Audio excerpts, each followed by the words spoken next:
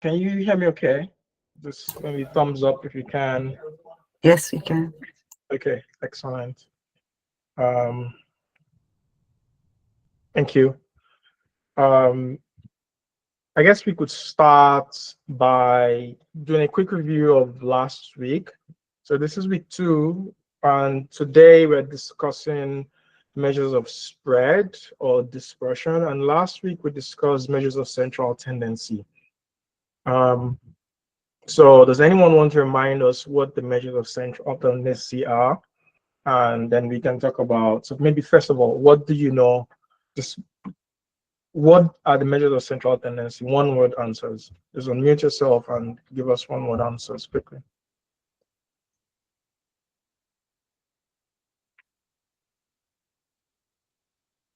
The mean and the And median. the mean and the median. Okay, I heard that whisper come through. Mean and median. Okay, very good. The mean and the median are measures of central tendency. What? How is the mean different from the median? Anyone? Yes, Yusuf. Okay, so the mean actually is liable to outliers. That means if you have a data that is not that is skewed, it's better to use the median rather than using the mean. Okay, the mean, yeah. So it's better to use the median when you have skewed data, but if you have data that is not skewed, then the mean works just fine. Okay, excellent. How do you calculate the mean versus how you calculate the median? Let's have someone else speak up. This is the central message of last week's class. So key takeaway, something that if they wake you up in the middle of the night, you should be able to remember. Okay, Inuka.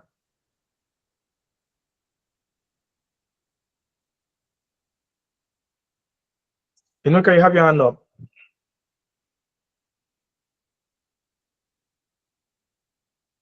Okay, you have to unmute yourself if you're speaking. We can't hear you. Okay, do you hear me? Yes, now we can. Yeah, so on how to calculate the mean, you take the total number, sum of the total numbers over the values over the total number of the values. Maybe we have like 30, 40, 50. So you take the sum over the total number of the values. You get the mean.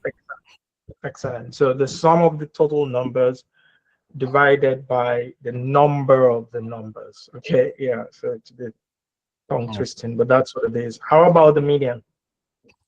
Yeah, so the median, you take the middle numbers. Maybe if you have if you have the even numbers, you take the two middle numbers, then you divide by 2. But if there are non-even numbers, you take the middle number, which is the median.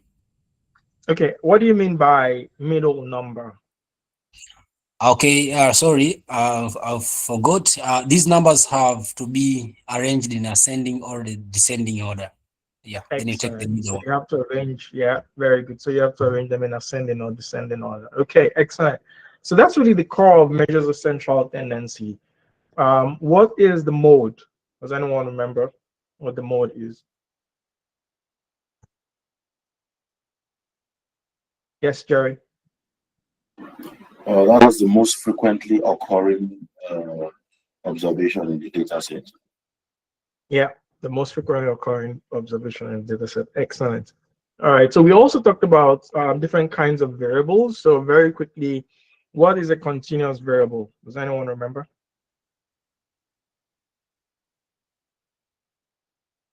And how is that different from, say, a categorical variable? Jerry, let's have someone else so that we can be sure that um, other folks are able to speak up. The thing about a class, for a class to be interactive, very early on, you want to unmute yourself and speak up, find your voice early on. It helps to set the tone. Okay. All right. So anyone else wants to tell us what a continuous variable is? Anyone who hasn't spoken today, this is a good time to shine. Hi, good evening. Hi, good evening. Yes, okay.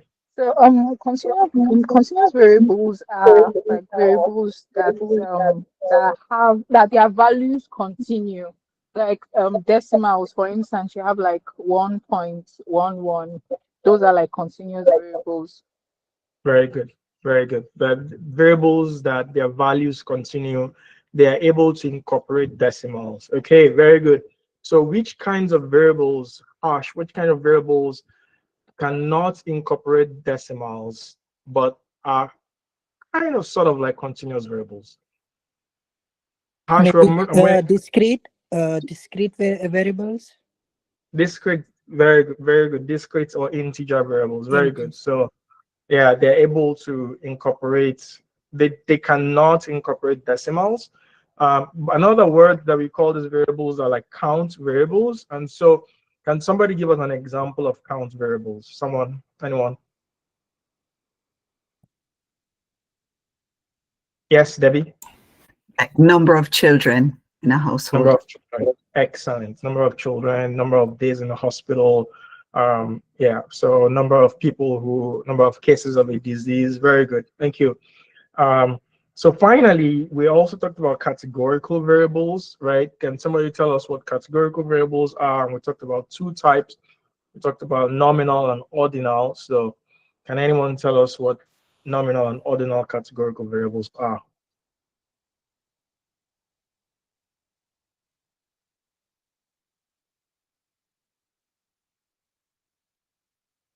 Fabi saying, please correct my pronunciation if it's wrong, okay? No, it's correct. So, All so right, please. categorical variables are non-numerical variables. They can be names or labels. There can be names of or labels. Okay, very good. So which ones are nominal and which ones are ordinal?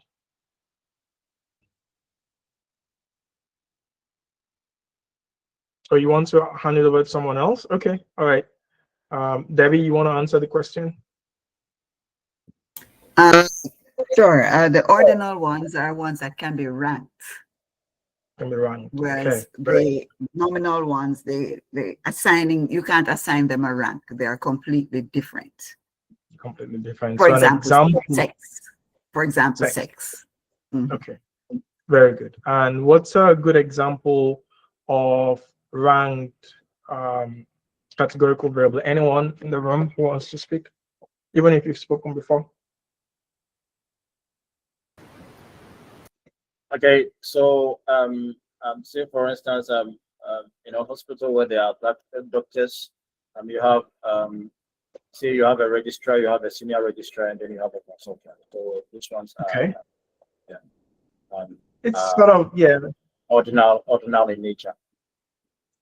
kind of, sort of, yes. So we wouldn't typically think about them as ordinal, although there's some ranking.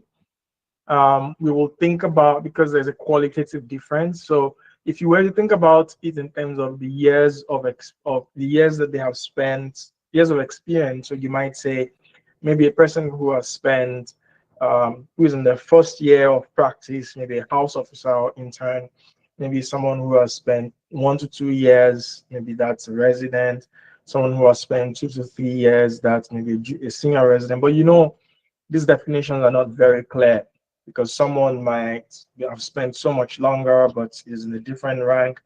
But a different kind of example that is clearer, so that example is not completely clear.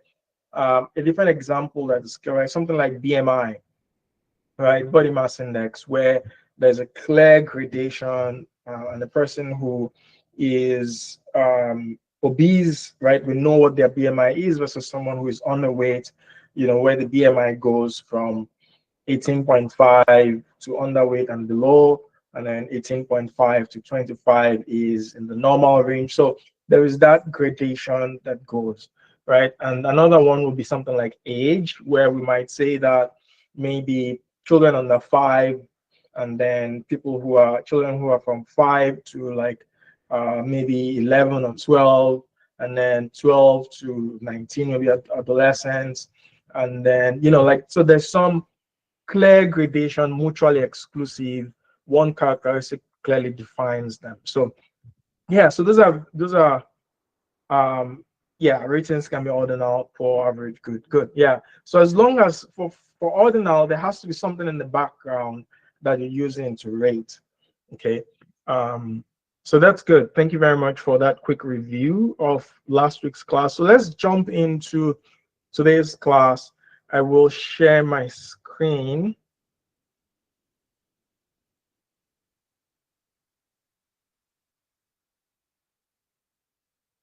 So does anybody have any questions, first of all, from all that we discussed?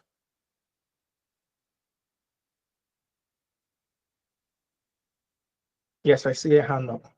I'll be saying, okay, please ask your question. Thank you. I just wanted to know when do we use the mode? I think from last week's session we learned that we use the mean when the data is normally distributed and the median when it is asymmetrical. But the mode, I didn't get it quite clearly. When do we use it? Thank you. Yeah, good question. So the mode is sort of different from the mean and the median in that we use it to supplement the information that we get as an average. So it's not a typical average like the mean and the median, right? So it tells us about what is most frequently occurring. So it gives us an idea of the general distribution of the data. So you might say, well, this is occurring so much more. Or you might say that, oh, this disease occurs so much more in children at the age of 5, and then it goes down. And we'll talk about mode a little bit more as we go along today. It will come up in some of our discussions, and I can get an example to show you. I can get an opportunity to give you examples of the mode. Okay. All right. So so I'm going to share my screen. So today we'll be discussing measures of central tendency and measures of spread or dispersion, and same words, synonyms. So unfortunately I cannot see my screen now that I'm sharing. Now that I'm sharing the PowerPoint. So if you need to speak up at any point in time, raise your hand and feel free to unmute yourself, just interject. From time to time, I'll take a step back so that I can see the screen. I have a question.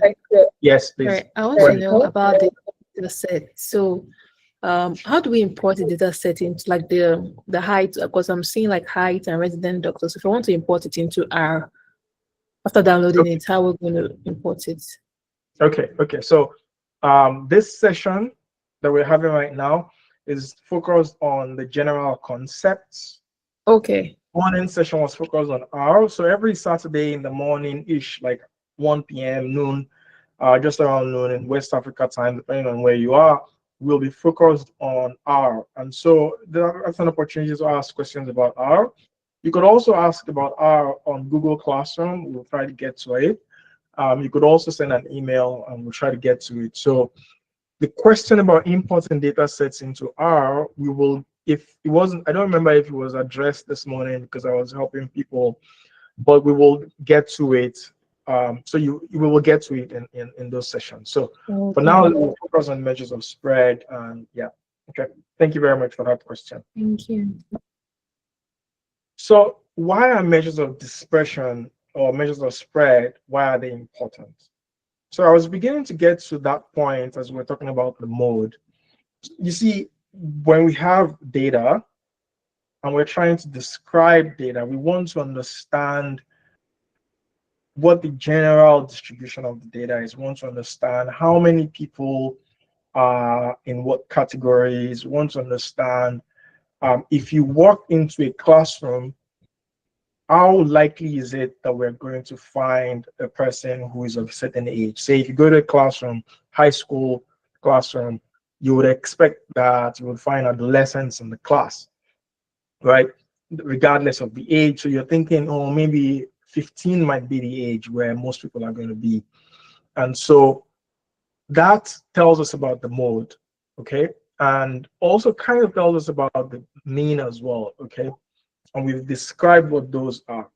Now, the challenge though is that if you go to a classroom of people who, let's say, who are leaving high school in their final year, you will likely find people who are 16, 17, 18, you might find 19, you might even find 20-year-olds.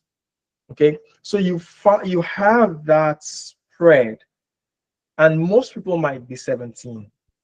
So maybe 17 is the mean age. Now, if somebody asks you that if I went into this classroom, what age am I likely to see? You will say, oh, I think that most people are likely to be 17-year-olds. Now, if the person wants to understand how likely it is for them to find a 20-year-old in the class, your response is likely to draw on the concept of spread of the data, right? Because now you're talking about how far out, what's the distribution of that data from the middle, okay? That the extent to which the data is spread from the middle, that is the dispersion, measures of dispersion. And there's a number of different ways that we measure dispersion, but the important thing to know is that the measures of dispersion help us to fully describe the data beyond understanding where things generally lie, okay? It helps us to see the full spectrum that data that we might expect the data to be. And another example beyond the age might be something like systolic blood pressure. Okay, systolic blood pressure. And if you're not aware, we expect that normal systolic blood pressure will be maybe 120/90. Okay, and so maybe 120/70, something like that. And so if you find a person whose systolic blood pressure, the numerator, is 200 or 220, you immediately realize that that systolic blood pressure is much higher than what is expected. Or if somebody tells you that, oh, I just saw someone and their systolic blood pressure is 50, you know that that systolic blood pressure is much lower than what you would normally expect. And most people will have their systolic blood pressure around that 120. But the farther you go away from that center, right, the fewer it is that you will find people. But we also want to understand what that distribution is away from the center. And part of the reason why we want to understand that is because pathology, disease, or abnormality is more likely to be seen in the extremes. Okay, and for us to understand what the extreme is, we need to know how spread the data usually is, and then where that extreme would like to be. Okay, so this is why we're interested in measures of dispersion, especially in the context of healthcare. The first measure of dispersion that we will discuss, and we'll discuss quite a few of them, range, standard deviation, and we'll show some ways that we visualize them. So, but the first measure of dispersion that we will talk about is the range. Okay, the range. And the range is a measure of dispersion that tells us the extent to which the maximum level of the data and the minimum level of the data are related to each other. Okay? Okay, so they tell us about the extent to which the maximum level of the data and the minimum level of data are related to each other. So if you have an example of that classroom we're talking about, maybe the oldest boy in the classroom might be 20 and the youngest boy in the classroom might be 16, right? And so you might say that, no, in this class, this is the ages go from 16 to 20. And if a person asks you what the range is, you will subtract the minimum age from the maximum age. You will say 20 minus 16, which is 4. Okay. On the slide here, you can see that there's an example where it says example of the range of xi. Xi in this case is what the observation is, a notation that we're using to represent each observation. So if you have not 1, 2, 3, 4, 5, 6, 7, 7 numbers, 7 observations, and those observations take different values. The first one takes 2. Xi tells us what each observation can take. And when you're asked about what the range is, because the maximum number is 10 and the minimum number is 1, you subtract the minimum from the maximum and you say that the range is 9. Okay? The range is 9. Now, let's look at the example on the bottom. The GHQ-12 is a standardized questionnaire that we use to assess general well-being, especially mental health. Okay? The GHQ-12 consists of 12 items scored 1, 2, or 3 each. The maximum possible score is 36, and the minimum possible score is 12. In our study of residents in Lagos, the maximum GHQ-12 score is 34, while the minimum was 38. So can somebody tell us what the range is of the values for this GHQ-12 questionnaire? Anyone, and tell us how you got it. Yes, please. Unmute yourself.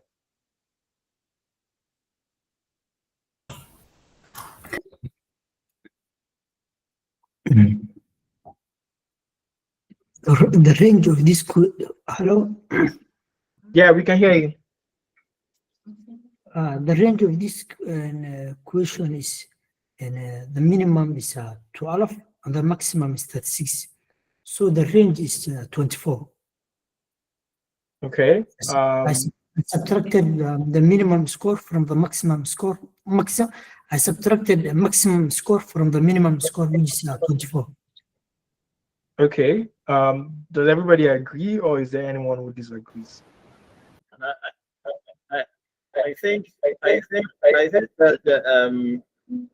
the attention should be on what the study found out, and in the study, it was discovered that the maximum score was 34, and then the minimum score was 18.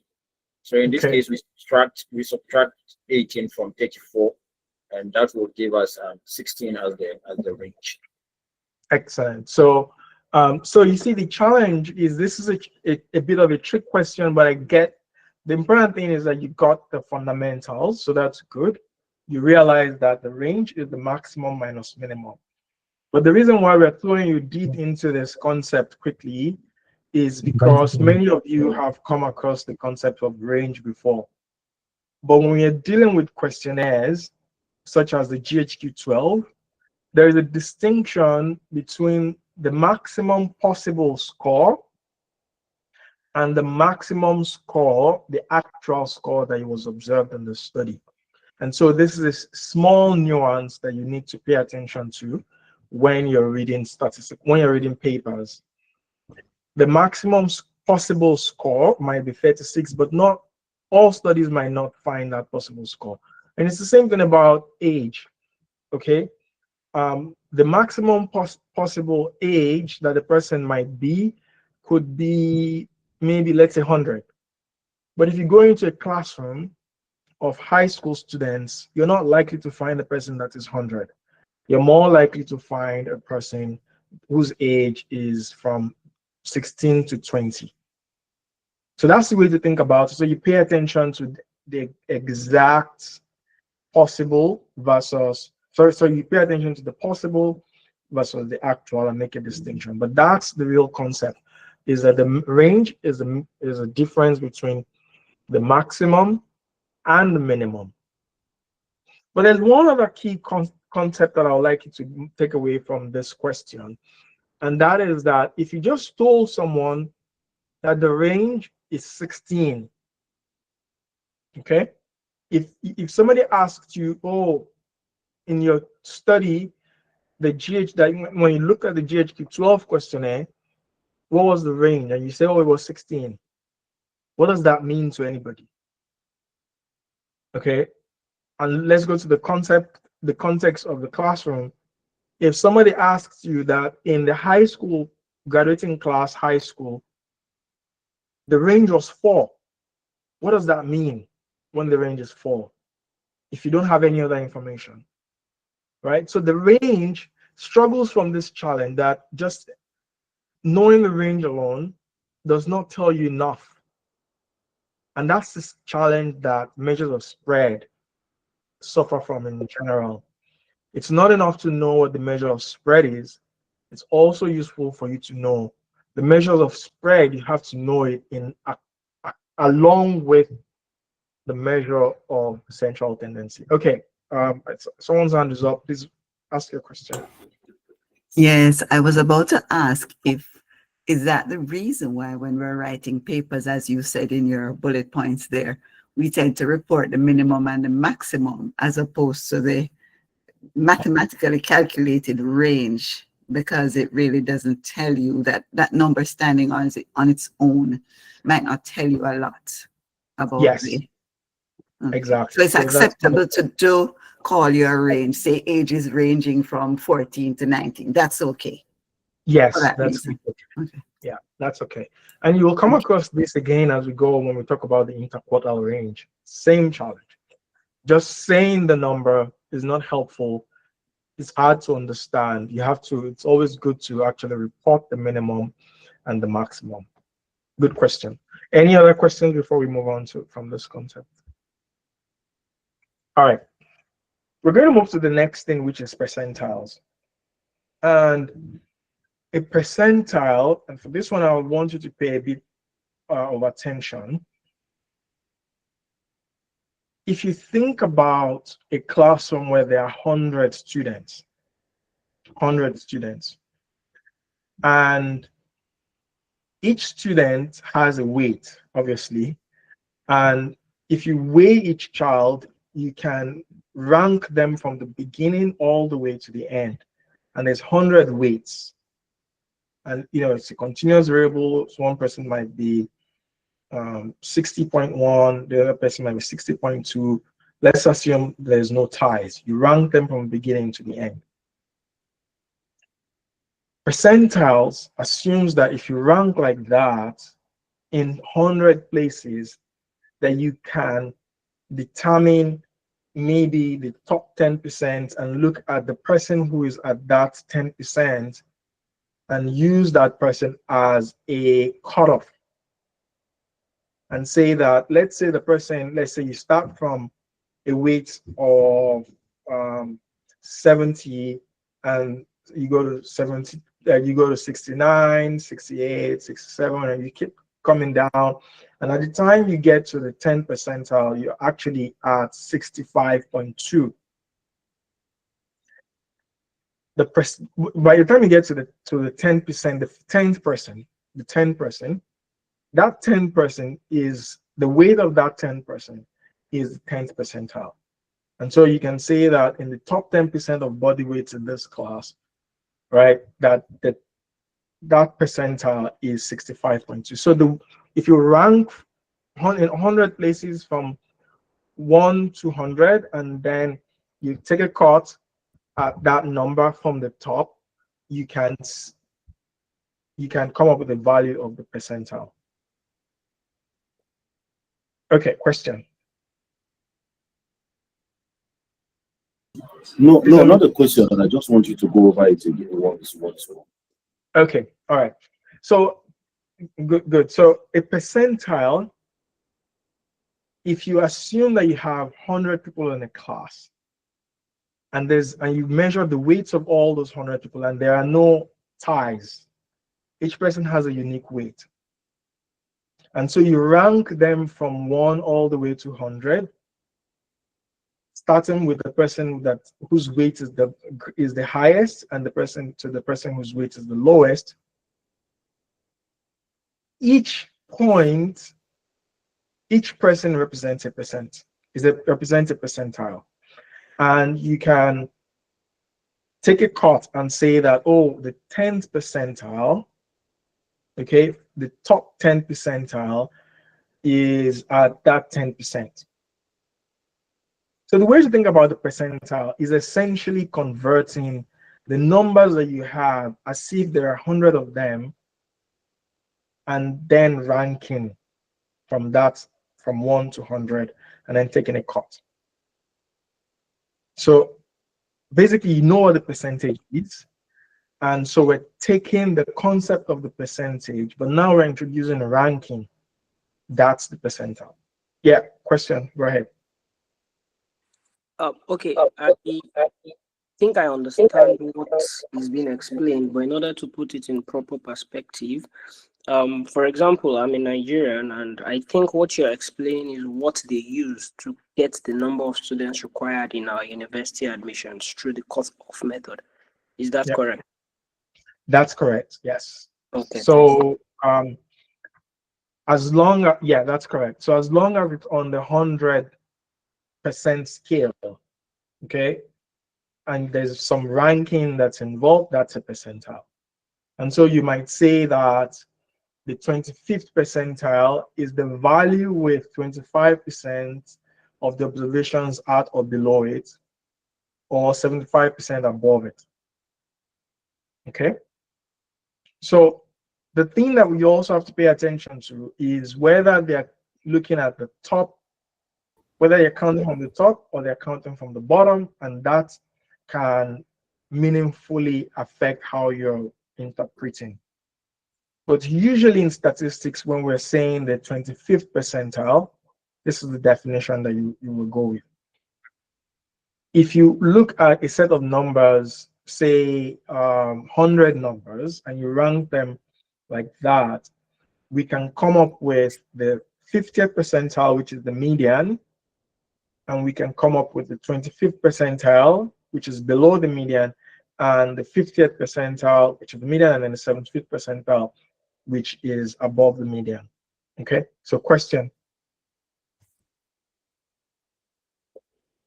Yeah. Yeah, I still don't get you well because it's somehow confusing on how to get the percentile.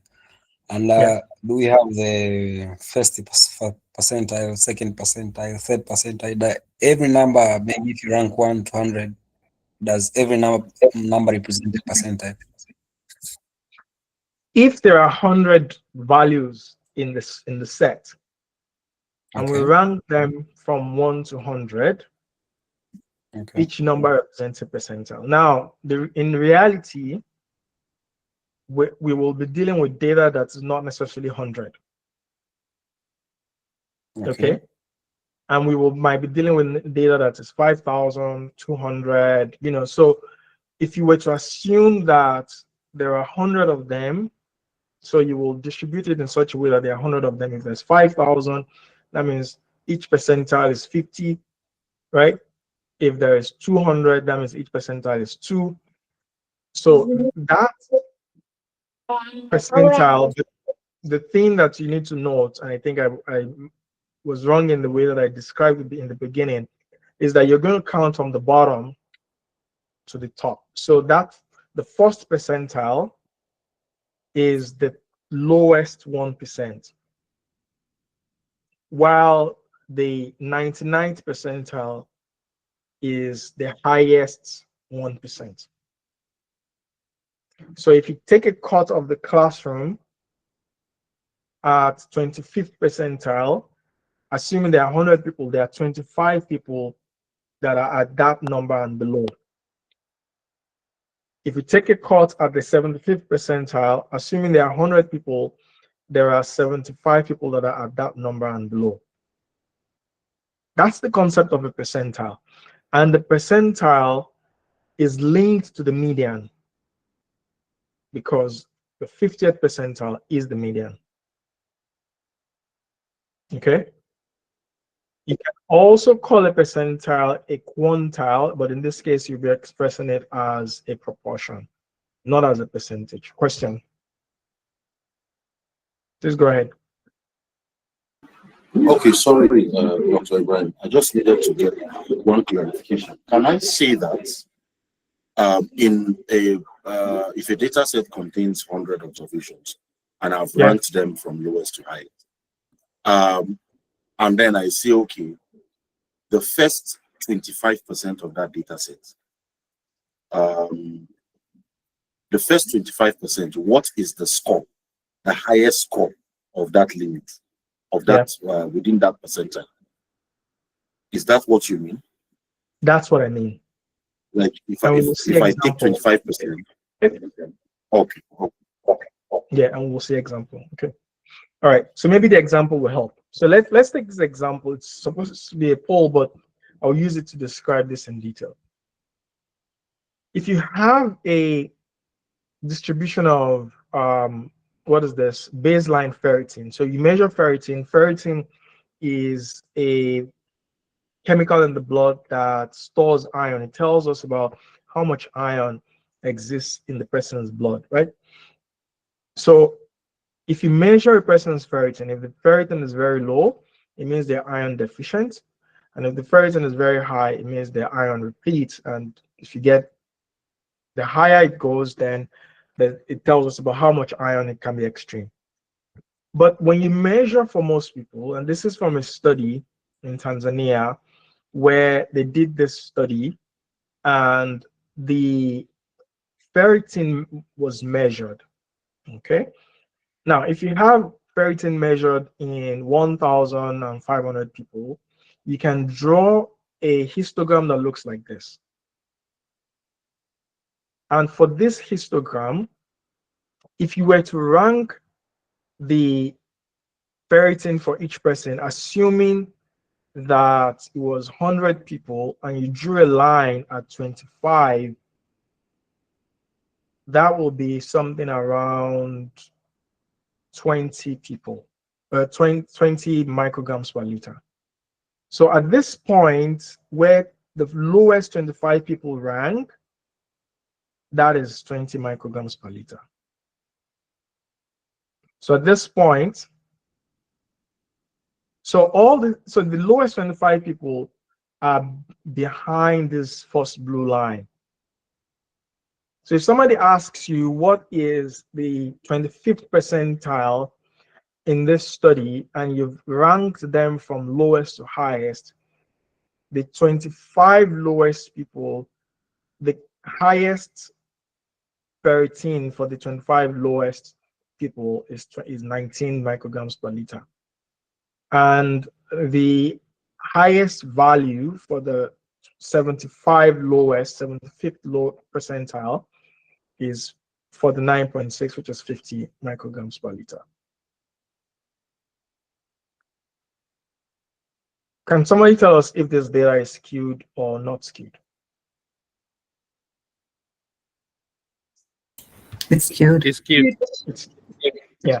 So because it's skewed, right? So that's, you can see the shape of the skew in this data. So that's very important and foundational.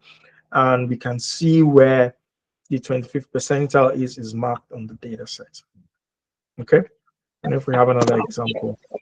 I'm a bit confused. Okay.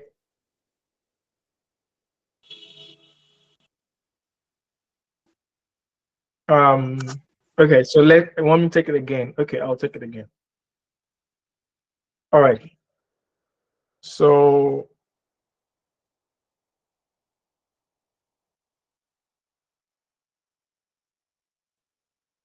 when we talk about the percentile, we are going to rank we take each observation. So in this case, there's one person whose ferritin is 0. There's one person whose ferritin is 270, right? And in between that 0 and 270, there are all these values. And so we have this person whose ferritin is maybe 5. Then we have this person whose ferritin is, we have 2 people or 3 whose ferritin is maybe 6. And we have these people whose ferritin is 7. And we have these 100 and something people whose ferritin is maybe 7. Okay. And we have these 70 people whose ferritin is maybe 10. So, something like that. So we will rank these people. So we will write out the ferritin for everybody and then rank them by what the percentile is. So we will assume that for these 1,500 people, assuming that there were 100 of them, the lowest 25, okay, the lowest 25, assume there were 100 of them, what is the value of that lowest 25? And in this case, the value of that lowest 25 is about 20 micrograms per liter. And this is marked on the slide. You can see that the lowest 20 people is about 20 micrograms per liter. Another way to do this is, let me do this in Excel, so maybe it can help you with, I'm stopping to share. I'm going to try to do this in Excel.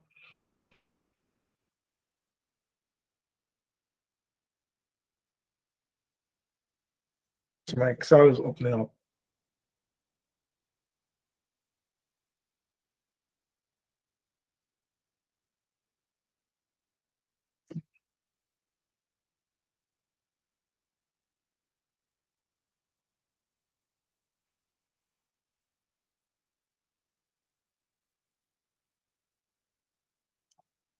Oh, it's supposed to open here.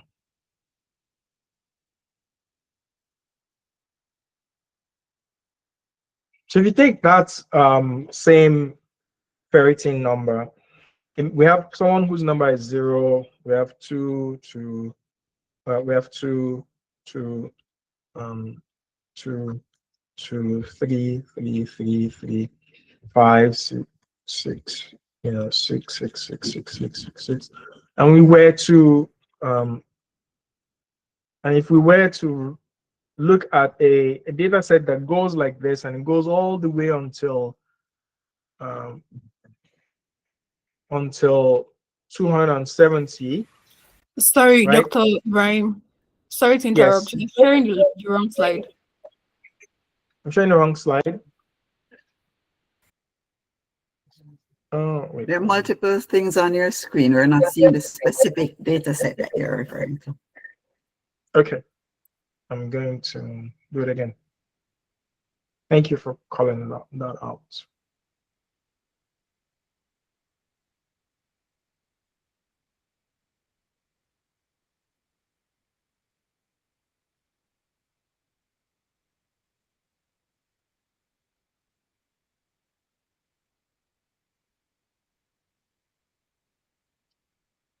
Can you see it now? Yes. Yes. Okay, good. So if you were to create a data set that looks like this, it starts from 0, 2, 2, 2, 5, 3, 3, 4, 4, 4. And this is a data set, and this is how a realistic data set will be. We've ranked from 0 all the way, and then we have 9, and then we can have 10, and then we can keep going. So using this data set, and maybe I should stop here. There are 50 values. Okay, there are 50 values in this data set. I'm going to stop at 50 values. And the first thing that we have done, is this clear enough, or should I make it bigger? So the first thing that we have done is rank the data set. So this is data set that might not be ranked, but we can take this data, okay, and create a histogram. Okay, we can create a histogram using this data. Let me see if Excel will let me do that easily.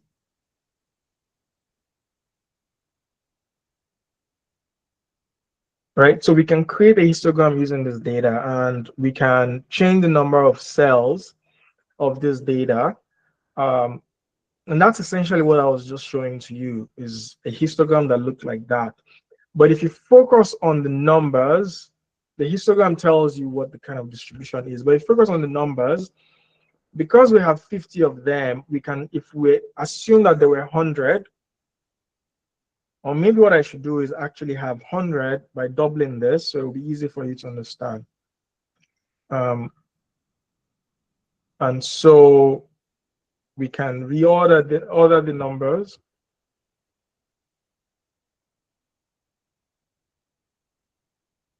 We can reorder the values. I'm going to just reorder the values. So because now we have reordered them from the lowest to the highest, okay, or we can reorder from the highest to the lowest, from the largest to the smallest. And in this case, we have 100 values. So the 25th percentile will be the value where there is 25 items below. 1, 2, 3, 4, 5, 6, 7, 8, 9, 10, 11, 12, 13, 14, 15, 16, 17, 18, 19, 20, 21, 22, 23, 24, 25.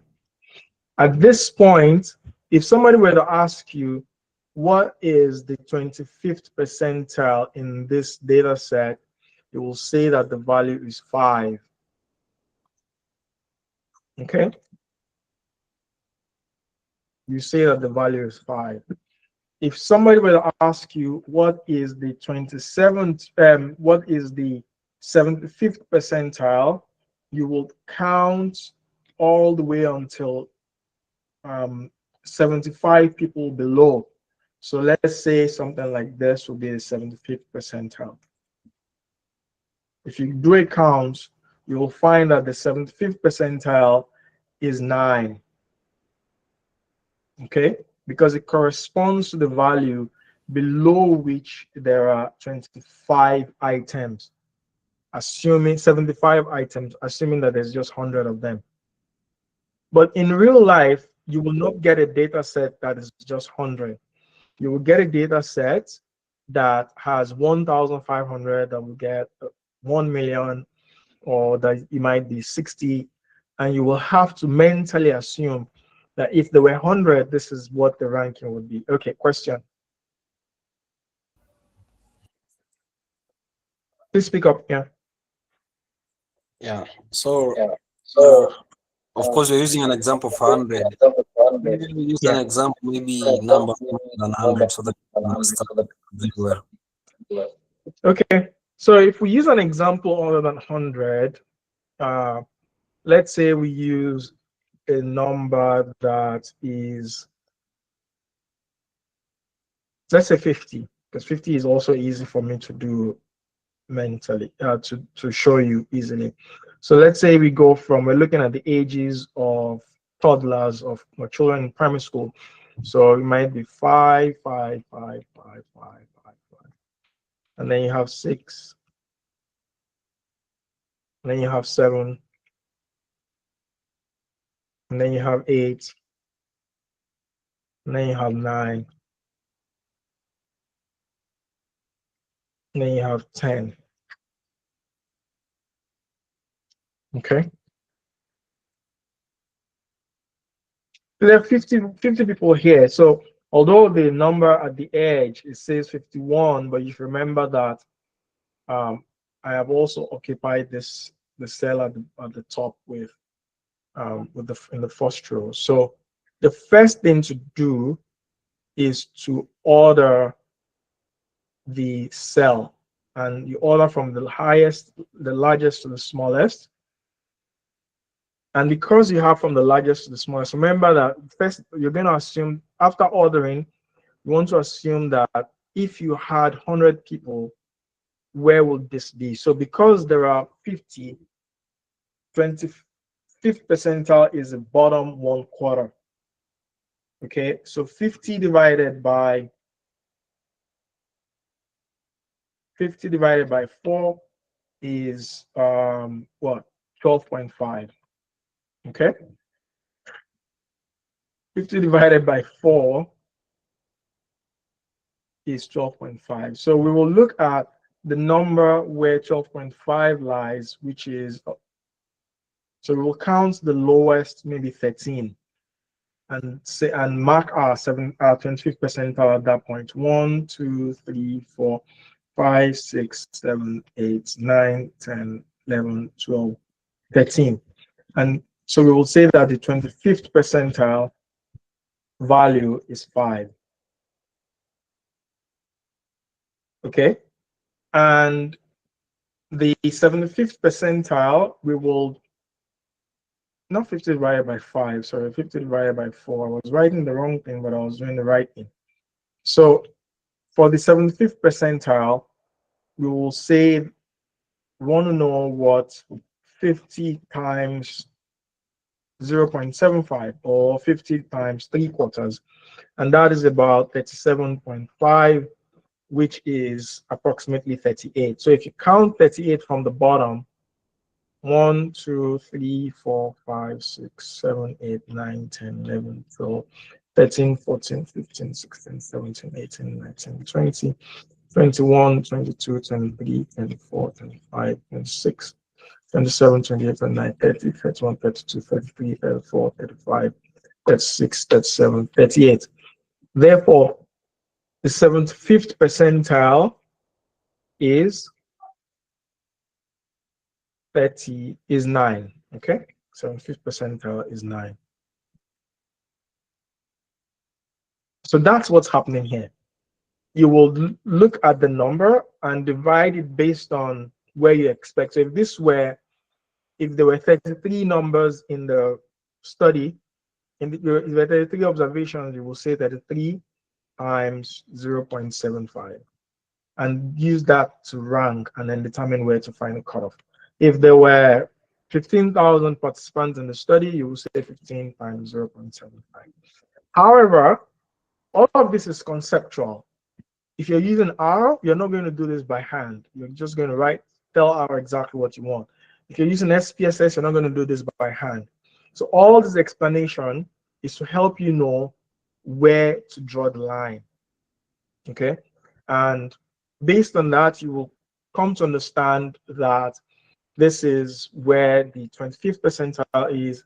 This is where the 75th percentile is. Okay? And we're going to take a break in a few minutes. But I just want to quickly say that between the 25th percentile and the 75th percentile is a particular type of range that you will come across in papers very often, and that is called the interquartile range. Okay, the interquartile range is basically the 25th percentile to the 75th percentile. Ideally, you should subtract the 23%, the 75th percentile, or the Q3, which is also known as the third quartile. You should subtract it from the first quartile, which is the 25th percentile. Okay? But we don't do that all the time, just like in the range, because if somebody were to tell you that the 25th percentile is 5 and the 75th percentile is 9, like we just saw, and so the interquartile range is 4, what does that mean? Right? So usually we will instead report the Q1, which is the 25th percentile, and the Q3, which is the 75th percentile, and report that on the paper along with the median. Okay? The second key point that we usually note at this point, and I will go over this again, is what is called outliers. Outliers are values that are occurring outside those percentiles, the 25th and the 75th. Outliers tell us extent to which the extent to which a particular value is different from the rest of the data. Okay? And another reason why this is important is because when we're doing data cleaning, you have collected data set you want to analyze, you will look at the percentiles of your data and look at values that are so far out from what you expect. And if you look in this particular case, for instance, there is the 100th percentile value, which is 987, while everybody else started at 161. So you immediately see a pattern that it looks like there is this value here that is so far away from the rest of the data, right? You don't want to include that in your analysis. You want to investigate it and figure out why that value is different. It might be a real value, If it's a real value, then you leave it in, but it might be a data cleaning error, or it might be maybe somebody entered the wrong data, or something might be. You need to understand what's happening there. Okay. All right. So let's take a break for 5 minutes and come back, and then we will continue talking about percentiles and outliers. Can you please get back to the previous slide before you leave? You said? The previous slide before this one you are showing. The previous slide that has the interquartile range. This one? Yes, thank you.